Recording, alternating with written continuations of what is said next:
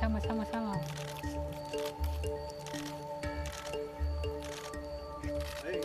Ah, mas nakikita. Ayan. Wow.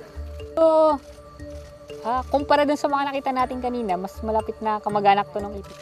Oo po. Meron po siyang mga, may nagkukulay bluish green, ganyan.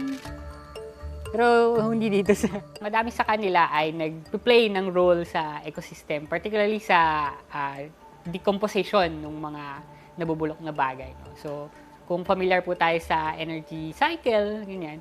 So, ito po yung mga ipis, sila yung isa sa mga pangunahing nagde-degrade ng mga nabubulok na dahon, patay na hayop, para maibalik yung nutrients sa lupa na ma-absorb ng mga halaman. Ecologically po, yun nga, malaki kasi yung role nila sa ecosystem. So, medyo mahahamper yung ecosystem processes kapag nawala sila. So, either babagal yung decomposition rate, mawawala ng pagkain yung mga ibon, mga gagamba.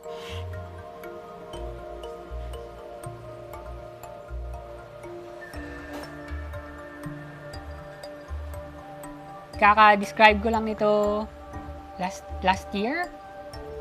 Yan. Pakpak, pero maliliit lang. Medyo hindi halatang pakpak. So, ito sa mga, hindi na nila kayang lumipad ng malalayo, long distances. Both masaya kasi I do the things na I'm passionate about.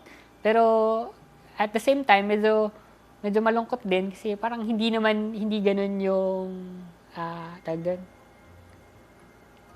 hindi ganun ka develop yung support for this kind of researches. No? Of course, ang madalas kasi na nakikita is, ano ba yung direct effect niya sa atin as a society, as humans. Pero dahil more on biological side yung tinitingnan namin, so parang hindi siya ganun na-appreciate ng ibang tao.